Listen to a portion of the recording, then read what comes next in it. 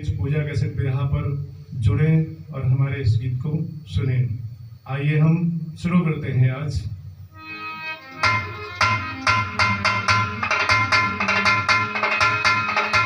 शास्त्रों और वेदों में बताया जाता है कि आज का उत्तर प्रदेश और उस समय मथुरा नाम से विदित, जबकि आज भी मथुरा नाम से ही जाना जाता है, उसी मथुरा प्रदेश में महाराज उग्रसेन रहा करते थे और बाद में उन्हीं के पुत्र कंस हुए। और कंस उत्पन्न होने के बाद उसने अनेक प्रकार का अत्याचार किया और तत्पश्चात उसके अत्याचार से यह धरती कंपित हो गई।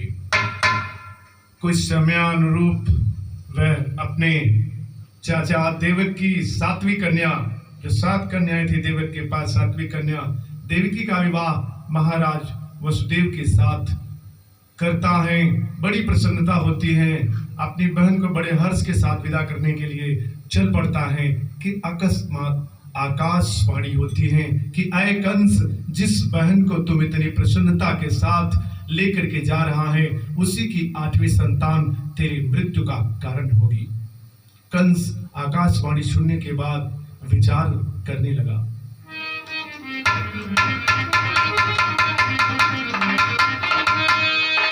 धरती पर ऐसा कौन वीर, धरती पर ऐसा कौन वीर जो मुझे मारने आएगा, और जो भी आया लड़ने को वह मुझसे मारा जाएगा।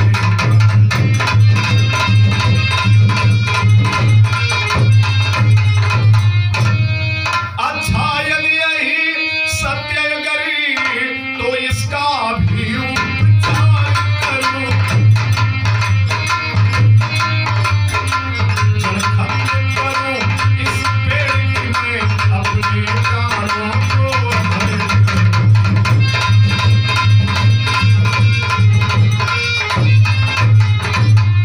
इस धरा वसुंधरा पर तो कोई मुझे पराजित करने वाला नहीं है, परंतु अगर वास्तव में आकाशवाणी सत्य है तो मैं इस पेड़ को जड़ से ही उखाड़ दूंगा, और जब यह पेड़ ही नहीं रहेगा तो इसमें फल लगने का कोई प्रयोजन ही नहीं होगा।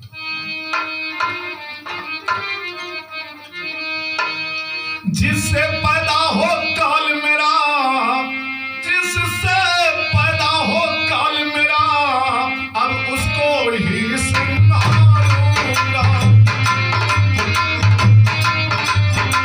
वो सावधान देवकी अभी पहले मुझको ही मारूंगा।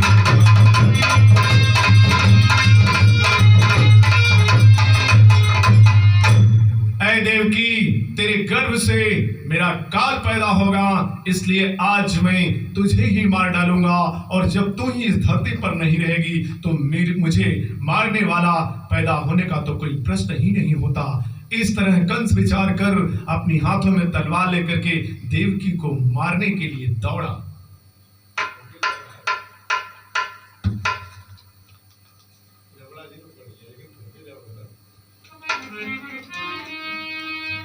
और जैसे ही कंस को क्रोधित अवस्था में देवकी ने देखा तो बड़ा ही करुणा क्रंदन करते हुए हाथ जोड़ करके प्रार्थना करने लगी कि ए भैया, मैं तो तुम्हारी बहन हूँ, मुझे मारने से तुझे कोई लाभ नहीं प्राप्त हुआ। देवकी कहती है, मैं बहन तुम्हारी हूँ भैया, क्यों कर मुझको तुम मारोगे, मैं अबला हूँ वध करके तुम्हें दुनिया में अपजस पाओ।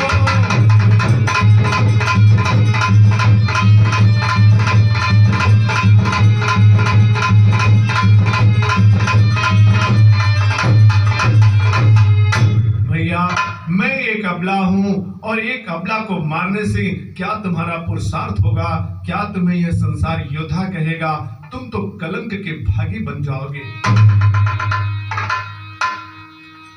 पहले अधिकार तेरा मुझ पर, पहले अधिकार मेरा तुझ पर अब अधिकार न तेरा है।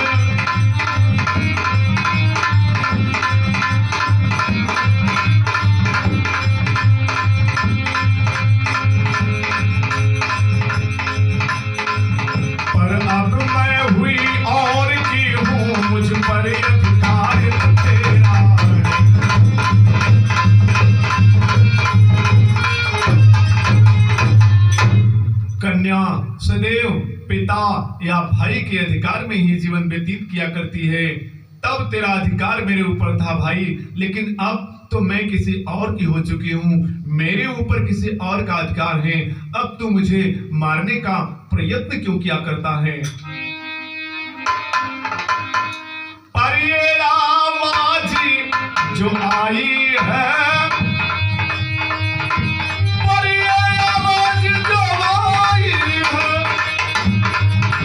क्या उसमें सब सच्चाई है?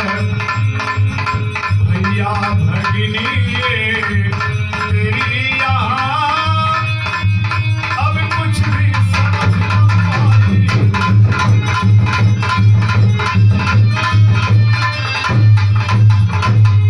और तू कहता है कि आकाशवाणी हुई है कि मेरे पुत्र से तेरी मृत्यु होगी। ये कैसे सही मान लिया जाए कि मेरा पुत्र जो तेरा काल होगा भैया?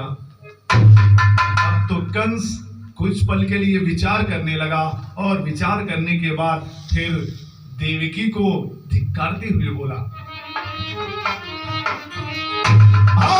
जो ये गर्जना हुई उससे थोड़ा सा डरता हूँ,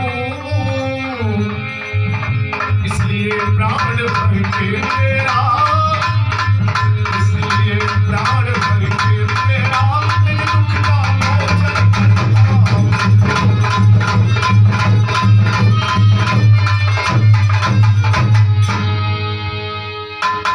हो सावधान देवकी, अभी तुझको जीवित नहीं छोड़ूंगा। तू काल के मेरे दात्री है, तू काल के मेरे दात्री है, इसलिए तुझे मैं मारूंगा।